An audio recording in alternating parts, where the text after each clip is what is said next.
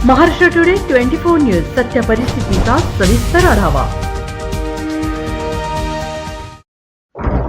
पुरावे असूनही गुन्हे दाखल करण्यास टाळाटाळ, तपास अधिकाऱ्यांचे फिर्यादींसोबत गैरवर्तन, पोलीस अधीक्षकांकडे तक्रार, आरोपींविरोधात गुन्हा दाखल। परभणी शहरातील नवा मोंढा पोलीस ठाण्यात मार्च 2024 मध्ये तरुणाच्या आत्महत्येचा गुन्हा दाखल करण्यात आला होता। या प्रकरणी तपास अधिकाऱ्यांनी आकस्मिक मृत्यूची नोंद केली होती। मात्र मृत तरुण हनुमान जवंजाळचे वडील भगवान जवंजाळ यांनी लेखी तक्रार करून मुलाच्या आत्महत्येमागचे कारण सावकारी जाचामुळे झाले असे नमूद केले व पैशाच्या व्यवहारातून मयत मुलाला मारहाण झाल्याचा रेकॉर्डिंग पुरावा पोलीस प्रशासनास दिल्याने तपासाला दिशा मिळाली। पोलीस अधीक्षकांना दिलेल्या निवेदनात मुलाच्या आत्महत्येची चौकशी करण्याची मागणी केली। या प्रकरणात तपास अधिकाऱ्यांनी दिरंगाई करून आरोपीला पाठीशी घालत फिर्यादी भगवान जवंजाळ यांना पैशाची मागणी केली। पैसे न दिल्यास पोलीस ठाण्यात बोलावून धमकी दिल्याचंही तक्रारीत म्हणले आहे। त्यामुळे परभणीचे जिल्हा पोलीस अधीक्षक रवींद्रसिंह परदेशी यांच्या आदेशावरून नवा मोंढा पोलीस ठाण्याचे पोलीस निरीक्षक समाधान चौरे यांनी आरोपींविरुद्ध भादवी कलम 396 गुन्हा दाखल केला।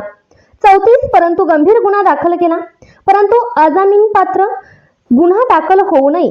आरोपी शहरात मोकाट फिरत असल्याने तक्रारदार भगवान जवंजाळ यांनी पोलीस अधीक्षकांकडे तक्रार करून मोकळे फिरणाऱ्या आरोपींना अटक करण्याची मागणी केली आहे आणि तपास अधिकाऱ्यांची चौकशीची मागणी तक्रारदाराने केली आहे।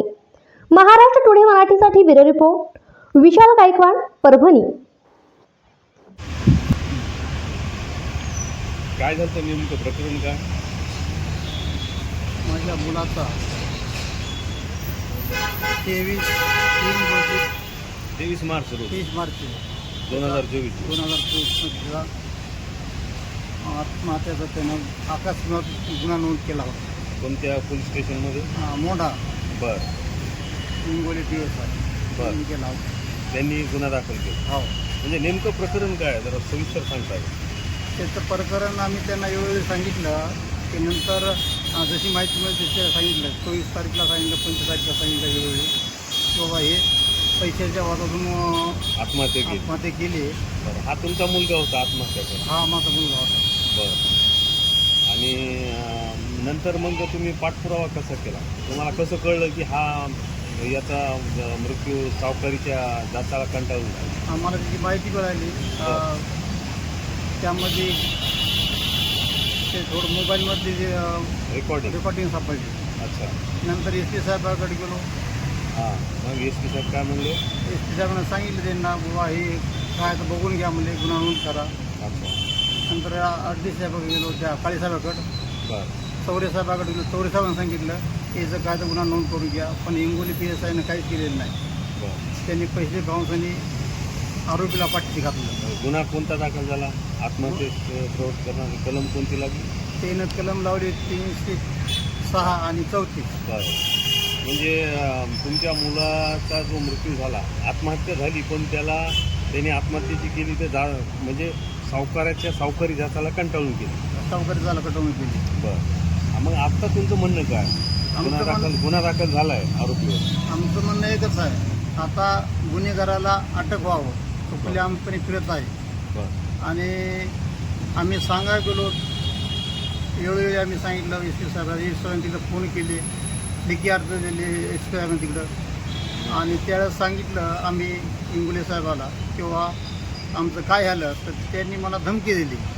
कोण धमकी दिली तुम्हाला? इंगोले साहेबांना। इंगोले साहेब कोण आहे? PSI मोंढा पोलीस स्टेशनला। बरं, काय धमकी दिली? ते म्हणले तुम्ही SPकडे चालले, तुम्ही उपेशनला बसता म्हणून धमकी द्यायला का मला? हां हां, तुम्ही मंत्र्या तरी वाटले, माझं काय वाकड होणार आहे? बरं, आणि आज SPकडं गेल्यावर ते सांगत असतात गुन्हा नोंद करा, गुन्हा नोंद करणं हे आमचं काम आहे, हां, कसा करायचा आम्ही करणार। बरं, आणि काय होतं म्हणजे गुन्हा नोंद केलं त्याची जमीन आम्ही अशी करून देऊ, म्हणजे अटक करून जाईल। म्हणजे ते आरोपीकडून बोलतात? हा, त्या आरोपीतून बोलतात। बरं, आणि तुम्हाला जर गुन्हा नोंद करायचा असेल तर मला पैसे द्या, 1 लाख रुपये, तुमचा गुन्हा नोंद करून देतो। कोण म्हणलं तुम्हाला हे? हिंगोली PSI तुम्हाला मागणी केली हो पैशाची? मग तुम्ही त्यांची रीतसर तक्रार केली? हो, तक्रार केली मी। कुठं केली? SP साहेबाकडे SP साहेब? हो। अच्छा, याबद्दल तुमचा मुलगा जो आत्महत्या झाली त्याची नंतर पोलीस तपासात आत्महत्या सुरुवात करून त्याचा मृत्यू झाला, त्याच्यावर पोलीस प्रशासनाने गुन्हा दाखल केला। तर आता गुन्हा दाखल झाल्यावर परभणी पोलीस प्रशासनात तुमचं काय मागणी आहे? काय फक्त आरोपीला आता अटक व्हावं, बरं, तो खुलेआमपणे फिरत आहे आणि मला न्याय मिळावा, बस एवढी तुमची. ही माझी इच्छा आहे. आणि जो PSI आहे हिंगोली, त्यांनी मला धमकी दिली, त्याला नियमित करावं, ते चौकशी करावं, कारण त्याने CCTV पोलीस स्टेशनचे चेक करावं. ते PSO हॉलमध्ये मला बोलून त्यांनी धमकी दिली. बरं, बालासाहेब मोहिते होते माझे मित्र, बरं, त्याच्यासमोर दिली आणि कर्मचारी 2 होते. तुम्हाला धमकी दिली मला धमकी दिली. म्हणजे फिर्यादीला धमकी? हां, म्हणून मग तिच्यावर गुन्हा त्याच्याकडं त्याच्या नावानं मी अर्ज दिला आहे.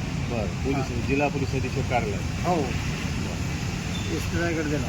SP साहेब काय म्हणले तुम्हाला? SP साहेब म्हणले यांचं तीन चौरेसाला फोन केला, यांचं कायदा बघा म्हणले. ते इकडं आलेले इथं बरं, SP साहेबांना मला सहकार्य केलं, चौरेसाहेबांना सहकार्य केलं, पण जर तपास होता त्यांनी हलगर्जीपणा केला. त्यामुळं त्यांनी पैसे घेऊन आरोपीला पाठीशी घातलं बरं. आणि माझी दिशाभूल केली. आता तुम्हाला न्याय मिळेल का? माझं म्हणणं मला काय न्याय वाटतं तुम्हाला न्याय मिळेल? मला न्याय भेटणार, कारण माझं सत्य आहे. मला सत्याला न्याय भेटायच पाहिजे, ती मी सरकारला विनंती करतो. मग हा जो मुलगा तुमचा वारला इतकीचा एक मुलगा होता? हो, एकच मुलगा होता मला. एकच मुलगा.